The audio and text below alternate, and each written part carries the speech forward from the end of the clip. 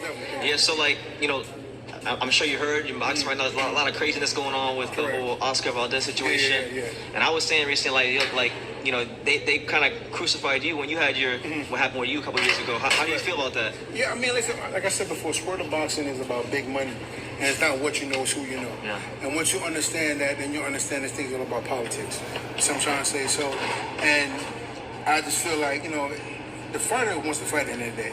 So he gonna do and say whatever sometimes. But I feel like if it's one thing good for the left, you gotta be good for the right as well too. If you're gonna ban somebody, suspend somebody, you gotta do it for everybody across the board. You know what I mean? But like I said, it's politics, baby. And once you understand it, don't have no hard feelings or nothing about it. It's just business. Unfortunately, when you're a black fighter and a real bunches as I am, they're gonna try to paint you as that kind of person. And then when you start studying it, even Bob Behrman top rank, Bob was so mad and went on camera saying all these preposterous things about me, but bang, behind closed doors a week later, he's apologized and listen, now we figure out what it is, we see what it is, we want you back on the team, it's nothing crazy. What I'm trying to say is, but he already went to the media and threw me under the bus. So I'm trying to say, and you didn't come back out to the media and recant what you said. So I'm trying to say, he defamed your character. Yeah. Those are the words of Jarrell Big Baby Miller as he explains his take on Oscar Valdez's failed test. Of course, we know Jarrell Miller was tested positive for 3 different substances in 2019. Then again in 2020 for one of the same substances, which he said it was a minute amount, which came from, as he explained, a sexual performance enhancing pill. Now, Oscar Valdez has tested positive once and twice on both of his samples for phentermine. And he said it was from tea or some type of herbal tea. I don't know what type of herbal tea it was. He didn't specify or whatnot or all that. But, which I think is strange. But that's what he said it did. That's what he said it came from. And therefore, for some reason, he was allowed to fight. Now, you're looking at Jarrell Miller's explanation, and he's absolutely right. If you're going to do it for the left hand, you got to do it for the right hand. Meaning, if you're going to do it for one fighter, you have to do it for all fighters. Okay?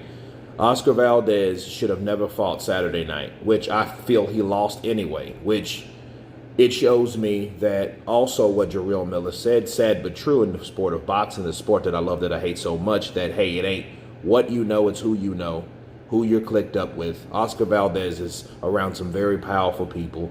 He's around Canelo Alvarez, the #1 pound for pound, the cash cow over here on this hemisphere, I know for sure. And one of the fighters or trainers of the year, Eddie Reynoso, that has a consortium of bright champions or future champions. Okay, so you have that in the bag. Okay, the question you ask yourself is, if Oscar Valdez was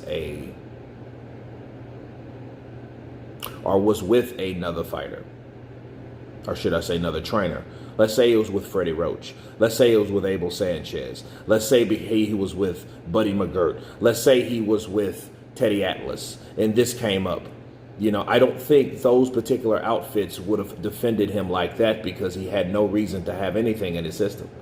And even if it came from herbal tea, people, again, the herbal tea thing should have been amplified. It should have been explained more, and the WBC shouldn't have, they would have to, by fault, if they claim to be a just organization, put him under some type of suspension. Now they're going to do things after the fight, but that's not the point. The point is the fight purse is something you're supposed to take away from the fighter, because he did not have everything intact. He did not have all the checks. Okay, that was an X, on one of those blocks. Okay, not all checks.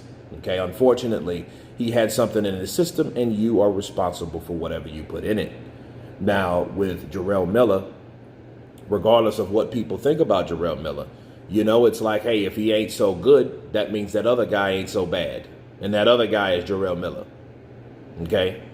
You ain't so good, I ain't so bad, because it's like, okay, yes, they did crucify Jarrell Miller. Yes, it was stupid for him to take all those whatever supplements of illegal activity. Yes, it was.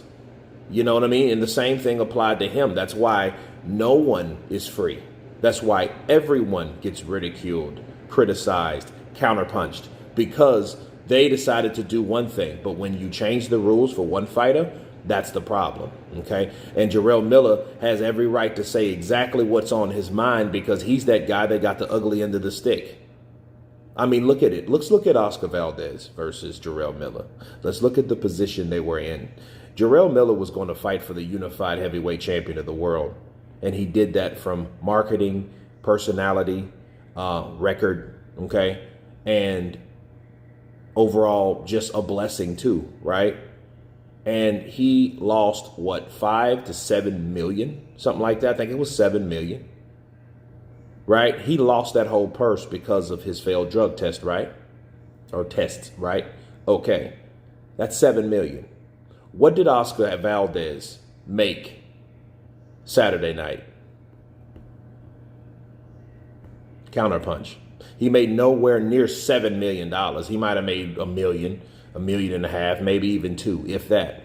But he did not make $7 million, because Bob ain't gonna pay nobody, you know, Bob ain't paying nobody no $7 million. But the point I'm trying to make is, you still allow this guy to make that type of fight purse, right? And then, oh yeah, well, let me do these type of things based on the WBC, which is, again, a slap on the wrist. Nobody really cares. So if I'm Jarrell Miller, I would be pissed off too. Why not? Because you guys threw me under the bus.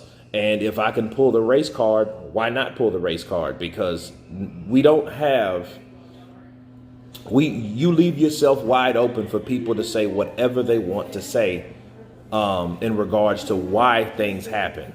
But when it comes down to it, okay, when it comes down to it, both of those guys were wrong. So both of those guys should be punished the same way. Okay, because if that's the case, based on what they did to Oscar Valdez, that means that Jarrell Miller should have fought Anthony Joshua. If he would have lost or whatever, win or lost, should have then did everything on that checklist that was required, like they did Oscar Valdez. That's how you do it, you know. And it just shows you that by this time the WBC doesn't have any kind of respect for what happens to other people in certain in that particular situation. Okay, now with Bob Arum, yeah, they threw Jarrell Miller under the bus. Yeah, they did. You know, and the difference between that, though, you know, while I'm in it with Jarrell Miller made it just that much worse in the public's eye, because he accused another fighter of something that he, in fact, tested positive for. That's the overall difference. Okay. But as far as the punishment goes, there's no difference. There shouldn't have been any difference. Oscar Valdez shouldn't have fought. They should have snatched that opportunity for him to get paid right from under him when they found out those damn drug tests came back positive. Okay. So, but Jarrell Miller, like, hey, I don't know why they did that, but that was really the main reason. Okay. Now, you can't prove that it was black or whatever, but then Jarrell Miller can say whatever. Okay, because they left it like that. They left that possibility of that happening because of who Jarrell Miller was, right? Versus Oscar Valdez. Oscar Valdez is, you know, an orgullo, like an example of his people and stuff like that. He wasn't a shit talking guy from Brooklyn, right? You know, so, but at the end of the day, who cares, right? If Jarrell Miller, being a shit talking fighter from Brooklyn versus an orgullo fighter from Mexico or whatever, or for a good example for his Mexican people, you know, tested positive, they both should go down. But anyway, you guys tell me what you think of Jarrell Miller's comments towards Oscar Valdez's failed test. Of course, please subscribe. And you guys been Counterpunching. Peace.